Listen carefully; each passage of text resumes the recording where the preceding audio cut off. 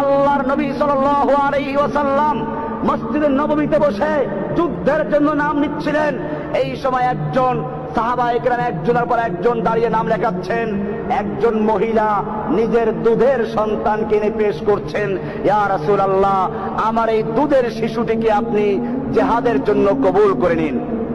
আল্লাহর নবী বলেছিলেন, আমি তো যুদ্ধের জন্য নাম নিচ্ছি, বাচ্চাদের খেলার জন্য নাম নিচ্ছি না। তোমার এই বাচ্চা না তীর চালাতে পারবে, না তরবারি চালাতে পারবে, না ঘোড়ায় বসতে পারবে, না উঠে বসতে পারবে, না ঢাল ঘুরাতে পারবে।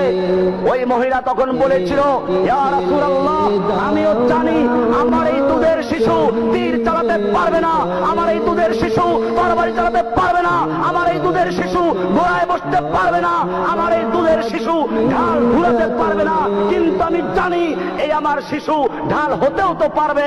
আপনাকে লক্ষ্য করে যখন দুশমনরা তীর ছুঁড়ে মারবে, আপনাকে লক্ষ্য করে যখন দুশমনরা তরবারি আঘাত করবে, সেই মুহূর্তে আপনার সামনে আমার এই দুধের সন্তানকে ঢাল স্বরূপ পেতে ধরবেন, আমার সন্তান টুকরো টুকরো হবে, আপনার দেহ রক্ষা হবে, আমি সেজন্য দান করেছি।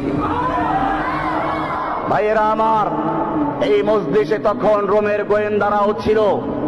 সেই গোয়েন্দারা গিয়ে রোম সম্রাটকে বলল, খবরদার, মুসলমানদের সঙ্গে যুদ্ধ করে বিজয় লাভ করার স্বপ্ন দেখো না। রোম সম্রাট জিজ্ঞেস করলো, ব্যাপার কি? মুসলমানদের সৈন্য কি আমাদের চেয়ে অনেক বেশি?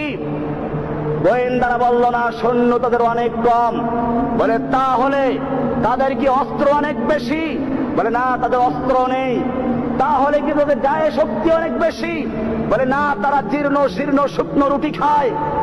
তখন রোমের সম্রাট রাগ করে বলল, কেন আমাকে ভয় দেখাচ্ছ? আমার সাহস ভেঙে দিচ্ছ।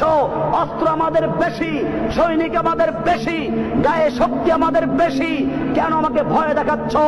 রোমের গোয়েন্দারা বলেছিল, সম্রাট জাহাপনা, অস্ত্র তোমার বেশি হতে পারে, তোমার সৈন্য সংখ্যা বেশি হতে পারে, শক্তি তোমাদের গায়ে বেশি হতে পারে, কিন্তু জেনে রাখো, তোমার সৈনিকদের কাছে সুন্দরী নারী আর যুবতী যত বেশি প্রিয়, আর মদের পেলা যত বেশি প্রিয়, মুহাম্মাদের সৈনিকদের কাছে আল্লাহ রাস্তায় জীবন দেওয়া তার চেয়ে বেশি প্রিয়।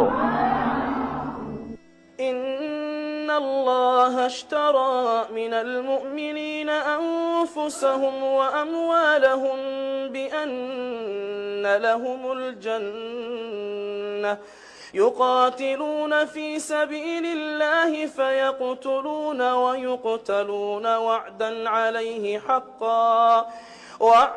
عليه حقا في التوراة